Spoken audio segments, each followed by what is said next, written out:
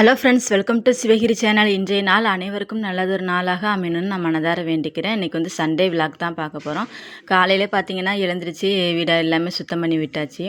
காலையில் வந்து இன்றைக்கி டீ போடலை, சரி கூழை காய்ச்சி விட்டுலாம் அப்படின்னு சொல்லிட்டு பார்த்தீங்கன்னா அங்கன்வாடியில் கொடுத்துருந்தாங்க இந்த சத்து மாவு கூழ். இதை தான் வந்து பிள்ளைங்களுக்கெல்லாம் வந்து போட்டு இன்றைக்கி கொஞ்சம் லைட்டாக பால் விட்டு அதில் சத்து மாவு கொஞ்சம் போட்டு தேவையான அளவுக்கு வெல்லம் போட்டு கிண்டிட்டோம்னா சூப்பராக வந்து ரெடி ஆயிரும். இந்த வெயில் காலத்துக்கு பார்த்திங்கன்னா டீ குடிக்கிறதுக்கு பதிலாக இந்த மாதிரி யூஸ் பண்ணிக்கலாம். டீ எல்லாம் இப்போ வந்து குறைச்சிக்கலாம் அப்படின்னு சொல்லிட்டு தான் இன்றைக்கி 2 பேருக்குமே இதை போட்டு விட்டாச்சு. பிள்ளைங்களுமே பார்த்திங்கன்னா ரொம்ப விரும்பி கொடுப்பாங்க. டீ குடிக்கிறத விட இந்த சத்து மாவு கூழ் ரொம்ப பிடிக்கும். பாப்பா தான் நீங்கள் சொன்னாங்கம்மா சத்து மாவு கூழ் போடுங்கம்மா அப்படின்னு சொல்லிட்டு, சரி எல்லாருக்குமே கூழ் போட்டுலாந்துட்டு 3 பேருமே காலையில் இதை வந்து குடித்தாச்சு. இன்றைக்கி நம்ம போட்டில் இந்த போனாங்க மீன் வந்து பார்த்திங்கன்னா கொஞ்சம் நண்டு காலும் திருக்க மீனும் கொடுத்து விட்டுருந்தாங்க. இதில் உள்ள நண்டை வந்து இந்த உடம்பு பகுதி வந்து தூக்கி போட்டுருவாங்களாம் கடலில். நான் இந்த நண்டை அதிகமாக பார்த்தது கிடையாது. இந்த பெரிய நண்டு சம்பா நண்டுன்னு சொல்லிட்டு சொல்லுவாங்க போல், பேர் என்ன சரியாக தெரியல என்னென்னு. இது வந்து பகுதியை வந்து தூக்கி போட்டுருவாங்களாம். கேட்டேன், அது அதிகமாக யாருமே யூஸ் பண்ண மாட்டாங்க. இதில் கால் தான் ரொம்ப சத்துன்னு சொல்லிட்டு பார்த்திங்கன்னா இன்றைக்கி எடுத்துகிட்டு வந்திருந்தாங்க. இது வந்து இந்த ஒற்றை தலைவலின்னு சொல்லிட்டு தலைவலி சில பேருக்கு பார்த்திங்கன்னா ஒன் சைடாக வந்து வலிக்கும்ல, அவங்களாம் அந்த சூப்பு மாதிரி வச்சு கொடுத்தீங்கன்னா ரொம்ப நல்லது. அதில் உள்ள அந்த காலில் உள்ள சத்துக்கள் வந்து ரொம்ப நல்லதுன்னு சொல்லிட்டு சொல்லுவாங்க.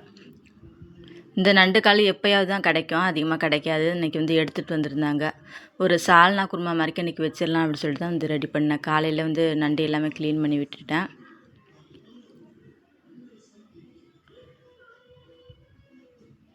அதன் பிறகு பார்த்திங்கன்னா திருக்க மீன் இன்றைக்கி எடுத்துகிட்டு வந்திருந்தாங்க. ஒரு 4 மீன் போல் இன்றைக்கி வந்திருந்து பார்த்திங்கன்னா அவங்க ஃப்ரெண்டுக்கு 2 மீனை கொடுத்து விட்டுட்டு நம்மளுக்கு ஒரு 2 மீன் எடுத்திருந்தாங்க. அதையுமே நல்லா க்ளீன் பண்ணி எடுத்துக்கிட்டேன். மீன் வந்து ரொம்ப கம்மியாக இருந்ததுனால நாளைக்கு வேறு மீன் வந்துச்சுன்னா சேர்த்து வச்சுக்கலாம்னு சொல்லிட்டு இன்றைக்கி நண்டு காலை மட்டும் போட்டு ஒரு சால்னா குருமா மறைக்க வச்சிடலாம் அப்படின்னு சொல்லிட்டு வந்து ரெடி பண்ணினேன்.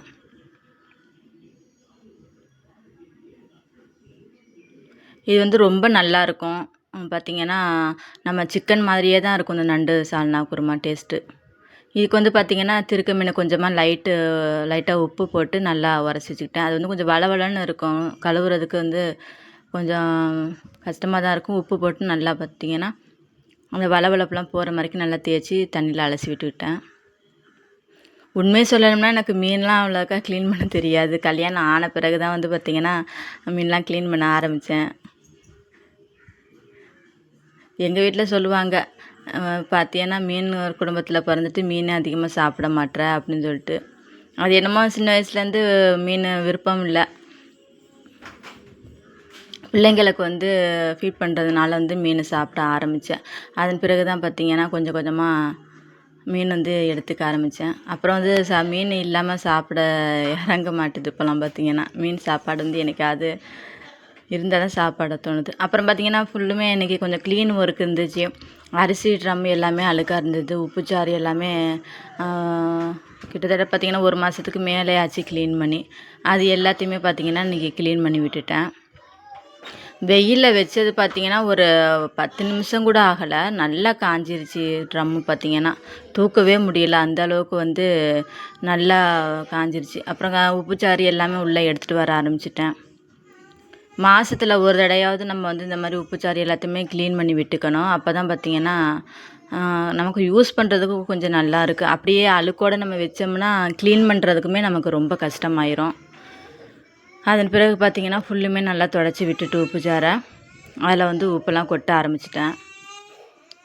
உப்பு என்றைக்குமே நம்ம வீட்டில் வந்து நிறைஞ்சி இருக்குன்னு சொல்லிட்டு சொல்லுவாங்க, கம்மியாக இருக்கக்கூடாதுன்னு. அதனால் இந்த உப்புச்சாறு பார்த்திங்கன்னா எனக்கு ஜாமான் கொடுக்கும்போது சீர்வரிசை கொடுப்பாங்க இல்லையா, அதோடு சேர்ந்து வந்தது தான் உப்புச்சாறு. இது வந்து 3 கிலோ பிடிக்கும் உப்பு. இந்த சின்ன ஜார் வந்து பார்த்திங்கன்னா நான் ஆன்லைனில் தான் போட்டிருந்தேன். இது ரேட்டு பார்த்திங்கன்னா 250 300 ரேட்டுன்னு நினைக்கிறேன். இது வந்து 1 kg தான் பிடிக்கும். இப்போ வந்து பார்த்திங்கன்னா உப்புச்சாரெலாம் நல்லா மாடலாக வந்துருச்சு. நம்மள்கிட்ட காசு மட்டும் இருந்தால் போதும், நமக்கு தேவையானது எதுவோ வாங்கிக்கலாம். அந்தளவுக்கு பார்த்திங்கன்னா ஆன்லைன்லலாம் இப்போ சூப்பரான பொருட்கள்லாம் வந்தது. முன்னாடியெலாம் பார்த்திங்கன்னா நம்ம தேடி போய் எடுக்கணும், ஒவ்வொரு பொருட்கள்லாம் வாங்குறா இருந்தால் ரொம்ப சிரமம். இப்போல்லாம் அப்படி கிடையாது. ஆன்லைன் வந்ததுனால நம்மளுக்கு என்ன டிசைன் வேணுமோ அது எல்லாமே எடுத்துக்கலாம். அந்த மாதிரி இப்போ பார்த்திங்கன்னா உப்புச்சாறு ஃபுல்லுமே கொட்டி வச்சுக்கிட்டேன். இது வந்து ஒரு 2 கிலோ போல் தான் கொட்டிக்கிறது. 3 கிலோ கொட்டினோம்னா ரொம்ப நாளாக ஆகுமா, அது வந்து நம்ம க்ளீன் பண்ணவும் கொஞ்சம் நாள் ஆகுங்கிறதுனால ஒரு 2 கிலோ கொட்டினதா சீக்கிரம் முடிஞ்சிடும். உப்புச்சாரை வந்து அடிக்கடி க்ளீன் பண்ணிக்கிறது. பார்த்தீங்கன்னா ஃபுல்லுமே நல்லா கொட்டி வச்சுக்கிட்டு அதையுமே எல்லாமே கிச்சனில் வந்து எடுத்து வச்சுட்டேன்.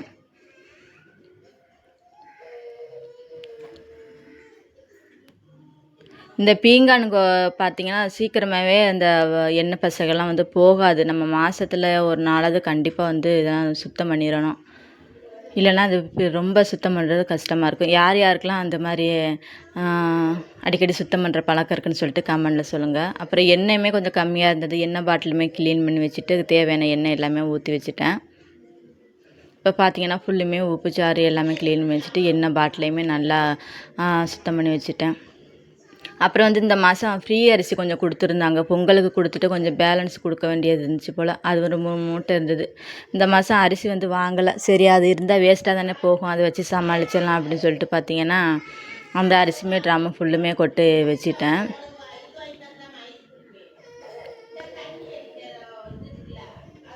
அரிசியுமே ரொம்ப நல்லா இருந்துச்சு. ஃப்ரீ அரிசிங்கிற மாதிரிக்கே தெரியலை. சரி நம்ம வச்சோம்னா வேஸ்ட்டாக தானே போகும் அப்படின்னு சொல்லிட்டு பார்த்திங்கன்னா இந்த மாதத்தை சமாளிச்சிடலான்னு சொல்லிட்டு அதுவுமே ட்ரம் ஃபுல்லும் கரெக்டாக வந்துருச்சு. 3 மூட்டை பார்த்திங்கன்னா. அரிசி பாருங்கள் சூப்பராக இருக்குது. நம்ம கடையில் வாங்குகிற அரிசி மாதிரியே தான் இருந்தது. அதுவுமே ட்ரம் எல்லாமே ஃபுல்லுமே வச்சுட்டேன். உள்ளே இழுத்து நம்ம சிலிண்டருக்கு பக்கத்தில் தான் அது வந்து வச்சுருப்பேன். மதியம் சமையல் வந்து இன்றைக்கி வந்து செய்ய ஆரம்பித்தாச்சு. இன்றைக்கி வந்து நண்டு போட்டு சால்னா குருமா மாதிரிக்க வச்சுட்டு சவுச்சவு காய் கொஞ்சம் இருந்தது. அது இறால் கொஞ்சம் இருக்கிறதுனால அதையும் போட்டு ஒரு கூட்டு மாதிரிக்க வச்சிடலாம், இன்றைக்கி ரெடி பண்ணிடலாம் அப்படின்னு சொல்லிட்டு தான் சமையல் வந்து செய்ய ஆரம்பிச்சிட்டேன். விறகடுப்பில் வந்து சமைக்கலான்னு பார்த்தா டைம் இல்லை. இந்த வேலையெல்லாம் பார்த்துட்டு நம்ம எப்போ அதில் விறகடுப்பில் இருக்கிறதா இருந்தால் கொஞ்சம் ஃப்ரீயாக இருக்கிற நேரம் தான் நம்ம சமைக்கிற மாதிரிக்கே இருக்கும். வேலை வந்து ஊருக்கு போனதோட கொஞ்சம் அதிகமாக இருந்ததா, சரி கொஞ்சம் ஒரு வாரம் ஃப்ரீ ஆன பிறகு நம்ம விறகடுப்பில் சமைச்சிக்கலாம்னு சொல்லிட்டு பார்த்திங்கன்னா இங்கே உள்ளே தான் ஸ்டவ்வில் தான் வைக்கிறேன். அப்புறம் காலையில் வந்து பாப்பாவுக்கு ஸ்நாக்ஸு கொஞ்சம் ஏதாவது கேட்டிருந்தாங்க. தண்ணீர் பழம் இருந்தது, அது வந்து கட் பண்ணி கொடுத்துட்டேன். இன்றைக்கி சண்டேனுக்கிறதுனால பார்த்திங்கன்னா நீ என்ன ஷோ வந்து போயிட்டு இருந்தது. மேடம் வந்து அதையும் வந்து பார்த்துக்கிட்டு இருந்தாங்க. சரி அவங்களுக்கு வந்து பழத்தை கட் பண்ணி கொடுத்துடலான்னு சொல்லிட்டு கொடுத்தேன். தம்பி வந்து பார்த்திங்கன்னா காலையில் தூங்க போயிட்டான். அவங்க இருந்தாங்கன்னா இன்னமும் சேட்டை அதிகமாக இருக்கும். காய் வந்து பார்த்திங்கன்னா ஒரு 2 காய் தான் சவுசவு காய் கிடந்தது. சரி இருக்க வேஸ்ட்டாக தானே போகும், அதை இன்றைக்கி ஒரு கூட்டை வச்சிடலான்னு சொல்லிட்டு அதேமாதிரி ரெடி பண்ண ஆரம்பிச்சிட்டேன். இறால் போட்டு வைக்கும்போது ரொம்ப டேஸ்ட்டாக இருக்கும். யார் யாருக்கெல்லாம் அந்த மாதிரி நீங்கள் செஞ்சுருக்கீங்கன்னு சொல்லிட்டு சொல்லுங்கள். அப்புறம் பார்த்திங்கன்னா சேமியா ஐஸ்கிரீம் ரொம்ப நாளாச்சு. நம்ம 19 கிட்ஸோட ஃபேவரட் ஐஸ்கிரீம்னே சொல்லலாம். இப்போ தான் வந்து பார்த்திங்கன்னா டிசைனாக என்னென்னமோ வெரைட்டி ஆஃப் ஐஸ்கிரீம்லாம் வந்திருக்கு. ஆனால் இந்த ஐஸ்கிரீமெல்லாம் மிஞ்ச எந்த ஐஸ்கிரீமே முடியாது. இது பால் ஐஸு பார்த்ததோடே பார்த்திங்கன்னா வாங்க ஆரம்பிச்சிட்டேன். ஒரு ஐஸ்கிரீம் வந்து 10 ரூபா. தம்பி பையனும் முழிச்சிட்டான். பார்த்திங்கன்னா அவங்களுக்கு ஒரு ஐஸ்கிரீம் கொடுத்துட்டு அவங்க அந்த சைடு சாப்பிட்டுட்டு இருந்தாங்க. கூப்பிட்டேன் வரலை, அதான் உங்களுக்கு வீடியோவில் தெரிஞ்சிருக்கும். அப்புறம் பார்த்திங்கன்னா சமைக்க ஆரம்பித்தாச்சு. நண்டு சால்னா வந்து பார்த்திங்கன்னா கொஞ்சமாக எண்ணெய் விட்டு பட்டை கிராம்பு எல்லாம் போட்டு நல்லா தாளித்து விட்டுட்டு அதன் கூட கொஞ்சம் வெங்காயம் தக்காளி போட்டு நல்லா வதக்கி விட்டுக்கலாம். இன்றைக்கி வந்து குக்கரில் தான் வைக்கலான்னு இந்த ஒரு 2 விசில் விட்டோம்னா போதும், நல்லா சாஃப்டாக வந்து வெந்துடும். தேவையான அளவுக்கு வந்து உப்பு போட்டுக்கலாம். இதுக்கு வந்து அதிகமான மசாலா பொருட்கள் அரைக்கிற மாதிரிக்கெல்லாம் எதுவுமே இல்லை. நம்ம வீட்டில் இருக்கிற பொருட்களை வச்சே வந்து இன்றைக்கி சிம்பிளாக செஞ்சு விட்டுற வேண்டியதுதான். அந்த மாதிரி தான் ரெடி பண்ணியிருக்கிறேன். நல்லா வெங்காயம் தக்காளி எல்லாமே நல்லா வதங்கணும். இதுக்கு வந்து இஞ்சி பூண்டு பேஸ்ட்லாம் தேவையில்லை. இன்றைக்கி பார்த்திங்கன்னா கொஞ்சம் மஞ்சள் தூள், மிளகாய்த்தூள், ஜீரகத்தூள் நம்ம வீட்டில் எப்போதுமே அரைக்கிறது, மல்லித்தூள் கொஞ்சம் இருந்தது. தேவையான அளவுக்கு கொஞ்சமாக கரம் மசாலா வந்து வாசத்துக்காக போட்டுக்கிட்டேன். அதையுமே நல்லா வந்து எண்ணெயில் வதக்கி விட்டுட்டேன். இப்போ வந்து பார்த்திங்கன்னா நம்ம க்ளீன் பண்ணி வச்சுருந்தா அந்த நண்டை எல்லாத்தையுமே நம்ம போட்டுடலாம். நண்டு கால் மட்டும் இருக்குதுன்னு நினைக்காதீங்க. அது வந்து கடிச்சதோட பார்த்திங்கன்னா ஒரு நண்டில் உள்ள சதை எவ்வளவுக்கு இருக்குமோ அந்த அளவுக்கு அதில் இருக்கும். அந்த ஓடை வந்து நம்ம கடித்து சாப்பிடும் பொழுது நான் கூட அவங்க எடுத்துகிட்டு வரும்போது கேட்டேன், என்ன வெறும் நண்டு காலை மட்டும் எடுத்துருந்துருக்கீங்க, நண்டு காலை காணோம் அப்படின்னு சொல்லிட்டு கேட்டேன். அவங்க சொன்னாங்க, நடுப்பகுதியை விட இதில் வந்து காலில் தான் ரொம்ப சத்து நிறையா இருக்கும் அப்படின்னு சொல்லிட்டு எடுத்துகிட்டு வந்தாங்க. இது அதிகமாக நான் விரும்பி சாப்பிட மாட்டேன், வீட்டில் உள்ளவங்க எல்லாமே சாப்பிடுவாங்க. அப்புறம் பார்த்திங்கன்னா நல்லா கிண்டி விட்டுட்டு ஒரு மூடி ஒன்று போட்டு மூடிட்டேன். தேங்காய் பார்த்திங்கன்னா ஒரு அரை மூடி அளவுக்கு வந்து திருவி எடுத்துக்கிட்டு அதை வந்து நல்லா தேங்காய் பாலை வந்து புழிஞ்சி எடுத்துக்கணும். இதுக்கு தண்ணீர் பார்த்திங்கன்னா அந்த தேங்காய் பால் தண்ணி தான் ஊற்றணும் அந்த நண்டு சால்னாக்கு பார்த்திங்கன்னா. அன்றைக்கி தேங்காய் அரைக்கும் போது ரொம்ப தண்ணீர் விட்டுறக்கூடாது, கொஞ்சம் லைட்டாக விட்டால் போதும். ஏன்னா நண்டுலேயுமே தண்ணி ஊறுங்கிறதுனால லைட்டாக விட்டுருங்க. இப்போ பார்த்திங்கன்னா தேங்காய் பால் நல்லா கட்டியாக புழிஞ்சி விட்டுக்கிட்டேன். ஏன்னா நண்டு வந்து தண்ணி ஊற பொருளுங்கிறதுனால நம்ம கொஞ்சம் கட்டியாக தான் ஊற்றணும். அது வெந்து வரும்போது பார்த்திங்கன்னா நல்லா தண்ணீர் பதத்துக்கு எல்லாமே சேர்ந்து வந்துடும். நல்லா தேங்காய் பாலெலாம் புழிஞ்சி விட்டுட்டு ஒரு ஒன்று கிண்டி விட்டுக்கலாம். ஒரு தடவை புழிஞ்சி விட்டுட்டு இன்னொரு டைம் நமக்கு வந்து தண்ணி தேவையான அளவுக்கு எவ்வளோக்கு வேணுமோ அந்த அளவுக்கு அந்த பால் 2வது சுத்தம் வந்து போட்டுடலாம். மிக்சியில் போட்டு தண்ணியெல்லாம் ஊற்றிட்டு உப்பு மசாலா பொருட்கள்லாம் கரெக்டாக இருக்கான்னு இந்த ஸ்டேஜில் வந்து பார்த்துக்கலாம். தேவையானதை உப்பு சால்னா பத்தலைன்னா மசாலா பத்தலைன்னா இந்த நம்ம ஸ்டேஜில் வந்து நம்ம சேர்த்துக்கலாம்.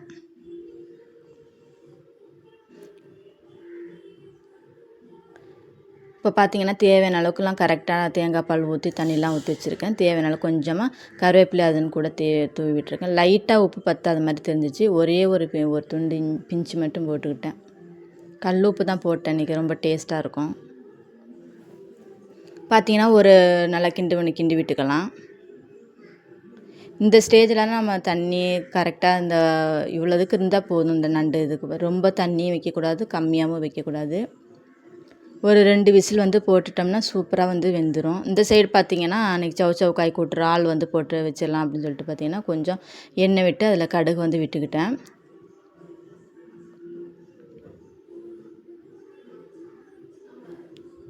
இப்போ பார்த்திங்கன்னா நல்லா நம்ம கட் பண்ணி வச்சுருந்த வெங்காயம், இந்த சவு காய் எல்லாமே போட்டு நல்லா வதக்கிக்கலாம். எண்ணெயில் நல்லா வதக்கிக்கோங்க. தேவையான அளவுக்கு இறாலையும் போட்டுக்கலாம். கொஞ்சம் கடுகு, 2 பச்சை மிளகாய், அதன் கூட தேவையான அளவுக்கு இறால், அதன் பிறகு பார்த்திங்கன்னா வெங்காயம், நம்ம சவு காய் கூட்டு, அதனோட கொஞ்சம் கருவேப்பிலை போட்டு நல்லா எல்லாமே கிண்டி விட்டுக்கோங்க. தேவையான அளவுக்கு உப்பு போட்டுக்கலாம். எண்ணெயிலே நல்லா வதங்குற மாதிரி வச்சோம்னா ரொம்ப சீக்கிரமாக சாஃப்டாக வெந்துடும். அதன் கூட ஒரு பிஞ்சு அளவுக்கு வந்து மஞ்சத்தூள் வந்து போட்டுக்கோங்க. ரொம்ப அதிகம் சேர்க்கக்கூடாது, சேர்த்தோம்னா அந்த டேஸ்ட்டே வராது. மஞ்சள் காரத்தன்மையாக தான் தெரியும். அதனால் லைட்டாக விட்டுக்கிட்டால் போதும். ஒரு 1/4 மூடி அளவுக்கு 1/4 டம்ளர் அளவுக்கு வந்து பார்த்திங்கன்னா தண்ணீர் விட்டுக்கலாம். நல்லா தண்ணீர் சுண்டுனதோட கொஞ்சம் கைப்பிடி அளவுக்கு வந்து தேங்காய் துருவலை வந்து துருவி போட்டு இறக்கிக்கலாம். ஒரு சூப்பரான சவு காய் கொட்டு ரெடி ஆயிடும். இறால் கிடச்சிதுன்னா இந்த மாதிரி காய் வாங்கி நீங்கள் ட்ரை பண்ணி பாருங்கள். ரொம்ப டேஸ்ட்டு சூப்பராக இருக்கும். 2வது பார்த்திங்கன்னா நம்ம ஒரு ரச சாதம் வச்சு கூட நம்ம சிம்பிளாக இந்த சாப்பாடை வந்து முடிச்சிடலாம். அவ்வளோக்கு ரொம்ப டேஸ்ட்டாக இருக்கும். இப்போ பார்த்திங்கன்னா நான் வந்து ஒரு சின்ன கிண்ணத்தை எடுத்து அதில் வந்து எல்லா காயுமே மாற்றிக்கிட்டேன். உப்புலாம் தேவையான அளவுக்கு நீங்கள் வந்து பார்த்துக்குங்க. இந்த ஸ்டேஜில் பார்த்திங்கன்னா நண்டுலையும் ஓப்பன் பண்ணிடலாம்.